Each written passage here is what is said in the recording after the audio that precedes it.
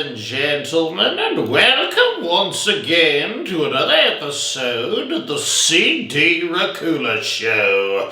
Today's show will be taking a look at the 2025 television series Alien Earth. Before we burst out of the chest cavity of this episode, if you guys out there could take your finger, or if you're a xenomorph, your alien tongue with a little mouth on it, and shoot it out and hit that subscribe button, I would be most grateful unto you. So, back to Alien Earth here. The show is set in 2120, which isn't really that far from where we are today, if you think about it. Especially for me, a 600-year-old vampire. What's 90-something years, give or take? Anywho, so 5 huge companies have complete control of the Earth in this show, and they are in constant competition with each other for control. One of the companies, called Wayland Otani, has a deep space research vessel that has been collecting some very, very dangerous alien species, and it loses control. Imagine that, when a xenomorph gets loose on board and it crash lands into Earth. That's kind of where the story begins, as we see a group of former sick human children get their consciousness placed in these super soldier synthetic robot bodies, and they go exploring the vessel. Exploring they go. With the lead hybrid girl, dubbed Wendy, trying to save her brother, who is trapped on the ship with not only xenomorphs, but a host of rather nasty alien species. I think one of the cool things about this television show is that it did a good job of mixing a lot of scary things into a big old mixing pot, then stirring it all together. I think it did, I think it's rather scary to think about 5 corporations controlling the entire Earth. Don't you? I mean, I feel like that could happen. Maybe Apple, Amazon, Microsoft, Tesla, and, I don't know, Blockbuster. I guess Blockbuster's done, isn't it? Well, that's too bad. I love me some Blockbuster. You get the point, though. That's a real fear we all have. You know, the corporations taking control. Also, AI, artificial intelligence robots with their gross white blood, is another fear they play on. The robots always have gross white blood in the Alien franchise. I don't know why. It's gross. You have synths, cyborgs, as well as the hybrids. Crazy times, but not totally out of the realm of unbelievable. Even space travel itself is scary to many. You never know what's out there. Without a doubt, though, the coolest part of Alien Earth, and why you should 100% watch this show, even if you despise the Alien franchise with every ounce of your being, is the monsters.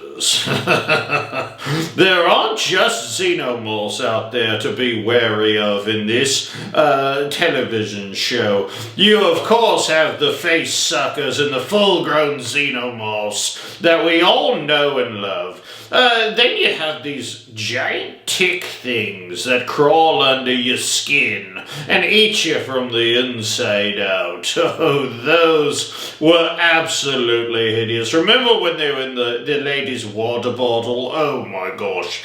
Then you have these giant flies that spray you with acidic goo of some kind.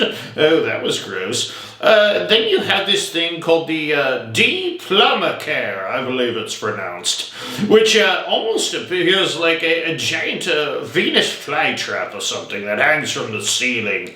That seemed to be not that scary at first, but it got real freaky deaky once it opened up. By far the scariest of all. And if you've watched this show, then you know what I'm about to say.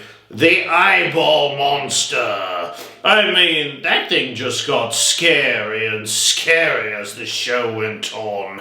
I think the eyeball monster is the scariest because it can control both living and dead creatures. And the more we learned about the creature, the eyeball monster, the more we started to understand how smart it was. It always looked like it was plotting and learning. I mean, the thing could literally see everything.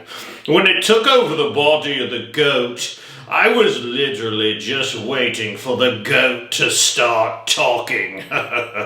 The eyeball monster took over a dead human at the end of the last episode, so hopefully we will get to hear some speech from the monster in the next season of Alien Earth. I would really like to learn the origin of the eyeball monster. That'd be interesting and fun. I think that was definitely the scariest part of the show to me. Oh, did you notice I said next season of the show? There will be another season of Alien Earth, and it will feature none other than Peter Dinklage. Oh, that will be so awesome. I can only imagine what role he's going to play. A lot of people were hating on this show for how it jumped around a lot, and it did a little bit. It jumped around a little bit. And some of the writing issues of the story that people had, whatever. But I think that the overwhelming amount of cool, scary alien creatures, especially the new creatures, that brought a certain freshness to the franchise, while still staying true to the xenomorphs being the real biggest threat. I mean, they're the big dogs, right? Oh, it just worked for me, and it is going to get some pretty high marks on the old Scarometer. I do find the Alien franchise scary. I find it to be pretty darn scary. I am super pumped to see Alien Earth 2 and Peter Dinklage. Oh, that's going to be a good recipe for fun. I would like to thank you for joining me here on this episode of the CD Racoola Show. And if you eyeball monsters out there could hit that subscribe button, I would see to it that you got some love.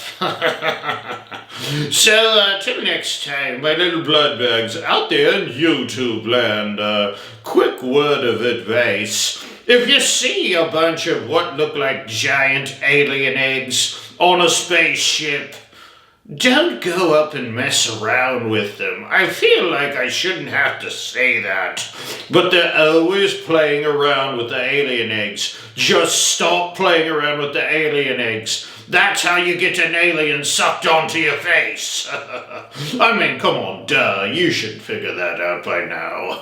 Anywho, ta-ta, my dears. Ta-ta.